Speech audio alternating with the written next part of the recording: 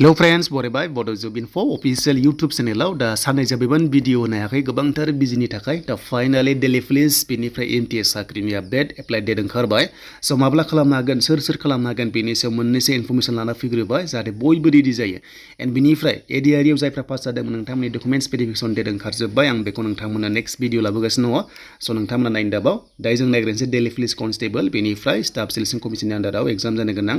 MTS admit card download बेनिफ्राय गोदान MTS आरो डेली पुलिस कनस्टेबल बेनिफ्राय एसआइबो दङ डेली पुलिसाव स' माब्ला एप्लाइ खालामनो मोनबावगोन नोंथांमोना गोबां नेगासिनो दङ जों बेखौ नायगोन फैदो गोबाव खालामा अफिसियेल नटिफिकेसन एबा वेबसाइटआव थांनानै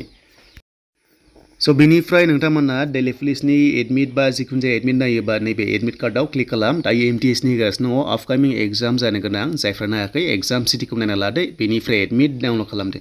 एन्ड बेनिफ्राय जों दायो नायनोसै फैदो डेली पुलिसा माब्ला एप्लाइ जागोन कनस्टेबल एक्जिकिउटिभआव बेनिफ्राय गोदान MTS पस्टनि आपडेट फैबावबाय स' जों बेखौबो नायगोन गोबाव खालामा जाय नोंथांमोना बड' इनफो चेनेलाव गोदान साबसक्राइब खालामना ला स' बेफोरबायदि साख्रिनि आपडेट मोनबाय थानो दा लोगोफोर जों नायनोसै डेली पुलिस कनस्टेबल एक्जिकिउटिभ मेल आरो फिमेल माने हौवाफोर हिन्जावफोर गासैबो एप्लाइ खालामनो हासिगोन बेनो जाबाय सेप्टेम्बर 1 जानाय लोगो लोगो फ्राइडेआवहाय नोंथांमोनाहाय 10,000नि खाथियाव भेकेन्सि मोननो हागौ मानोना पस्टआ जोबोद बुरजा थागोन आरो बे साख्रि फैया गोबाव जाबाय स' बेखायनो डेली पुलिस कनस्टेबलाव 1 सेप्टेम्बर जानाय लोगो लोगो हागोन लास्ट डेटआ 30 सेप्टेम्बर बेनिफ्राय एग्जाम जागोन नभेम्बराव स' एग्जामा जागोन नभेम्बराव अनलाइन एग्जाम जागोन SSC SD कनस्टेबलजों सेम एग्जाम जायो आरो बेखौ कन्डाक्ट खालामगोन SSCआव अनलाइन एग्जाम लाग्रोगोन बेनिफ्राय रानिं लागोन बेनिफ्राय मेडिकेल टेस्ट लागोन एन्ड बेनिफ्राय साख्रि अके बे जाबाय डेली पुलिसाव अके मेल आरो फिमेल नोंथांमोना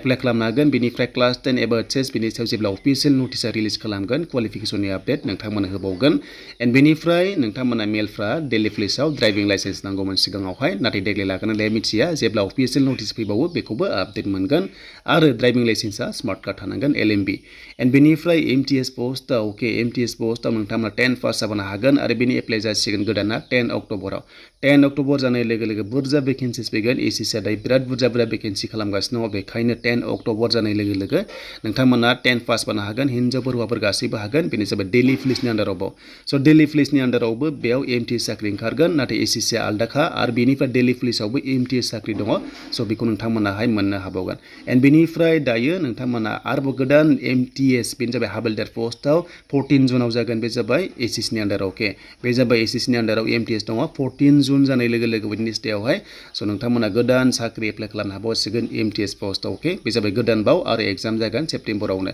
स' सेप्टेम्बरावनो एग्जाम जागोन बिनि फार्स्ट एग्जाम जागोन बेखायनो स' नोंथांमोना रेडि जाखादो आरो बेनिफ्राय बारा टाइम गैया स' थाबनो मोनदों बेनिफ्राय स' नोंथांमोना जाहाथे थाबैनो जेब्ला अफिसियेल नटिस फैयो आरो लोगोसे लिंक एक्टिभ जायो आं नोंथांमोना आपडेटखौ लाबोबावगोन स' बेनिफ्राय डेली पुलिसाव हिन्जावफोरना ड्राइभिं लाइसेन्स नाङा गोबां सोंहरो नोंथांमोना नाङा नाथाय हौवाफोरा नांगौमोन सिगाङाव आरो जेब्ला लेटेस्ट आपडेट फैयो अब्ला नोंथांमोननो लाना फैगोन स' बेनो जाबाय नोंथांमोननि डेली पुलिसनि आपडेटमोन बेनिफ्राय गोबां कमेन्ट्स खालामखायो डेली पुलिसाव साख्रि नांगौ होननानै दा फाइनालि नोंथांमोना सेप्टेम्बराव एप्लाइ खालामनो हामारसिगोन स' बेनोमोन नोंथांमोननि दिनैनि लेटेस्ट आपडेट